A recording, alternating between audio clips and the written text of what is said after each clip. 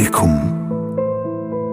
একটি অবলা প্রাণী যে কথা বলতে পারে না, সেও নিজের ছোট সন্তানটাকে বাঁচানোর জন্য মৃত্যুর সাথে লড়াই করছে। তার চোখে ভয় আছে, আতঙ্ক আছে, কিন্তু সব কিছুর চেয়ে বড় আছে একজন মায়ের নিঃস্বার্থ ভালোবাসা। মা তো মা, সে মানুষ হোক কিংবা পশু, সন্তানের বিপদ দেখলে নিজের জীবন দিতেও একবার ভাবে না। আর আমরা মানুষ, যে মানুষকে পৃথিবীর সেরা সৃষ্টি বলা হয়, আজ সেই মানুষ ওই নিজের আপন আপনারা পথই মিনা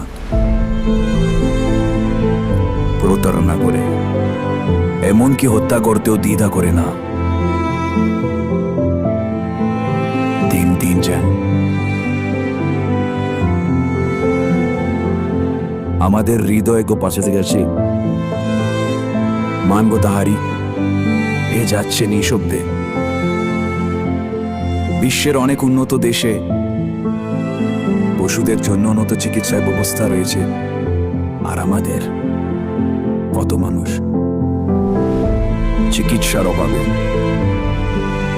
হাসপাতালের বারার দশায় বসায়, অথবা ইত্যাদি মৃত্যুর অপেক্ষা করে। কখনো কি আমরা ভেবে দেখেছি আমরা আসলে কোথায় দাঁড়িয়ে আছি? মানুষ হয় যদি আমাদের মাঝে মানবতা না থাকে, তাহলে পশু আর মানুষের মাঝে পার্থক্য কোথায়? আজ সত্যি মনে হয় মানবতা হারাতে হারাতে আমরা জেনে ধীরে ধীরে একটি বর্ধ জাতিতে পরিণত হচ্ছি। মানুষ হনো, মানবতা বাঁচান।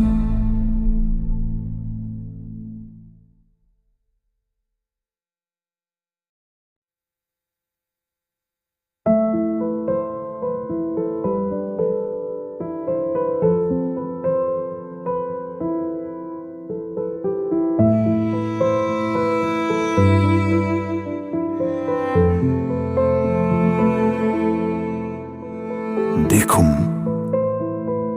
একটি অবলা প্রাণী যে কথা বলতে পারে না, সেও নিজের ছোট সন্তানটাকে বাঁচানোর জন্য মৃত্যুর সাথে লড়াই করছে। তার চোখে ভয় আছে, আতঙ্ক আছে, কিন্তু সব কিছুর চেয়ে বড় আছে একজন মায়ের নিঃস্বার্থ ভালোবাসা। মা তো মা, সে মানুষ হোক কিংবা পশু, সন্তানের বিপদ দেখলে নিজের জীবন দিতেও একবার ভাবে না। আর আমরা মানুষ, যে মানুষকে পৃথিবীর সেরা সৃষ্টি বলা হয়, আজ সেই মানুষ ওই নিজের আপন আপনারা পথই মিনা প্রতারণা করে, এমনকি হত্যা করতেও দ্বিধা করে না। দিন দিন যান আমাদের হৃদয় গো পাশে গেছে,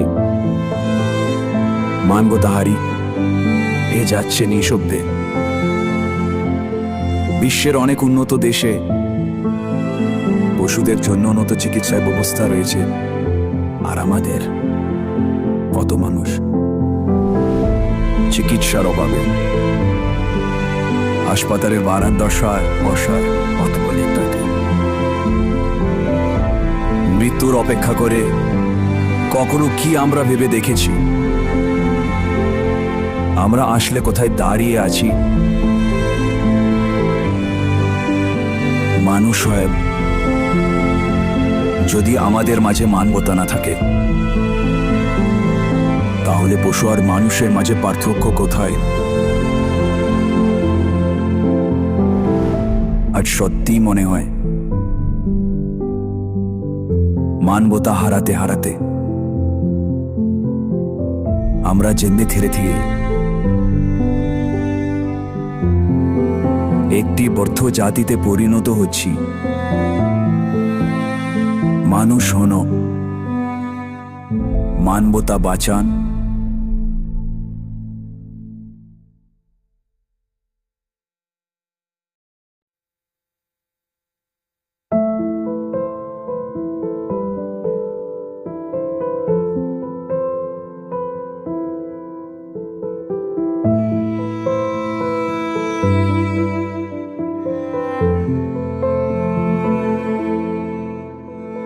দেখুন, একটি অবলা প্রাণী যে কথা বলতে পারে না, সেও নিজের ছোট সন্তানটাকে বাঁচানোর জন্য মৃত্যুর সাথে লড়াই করছে।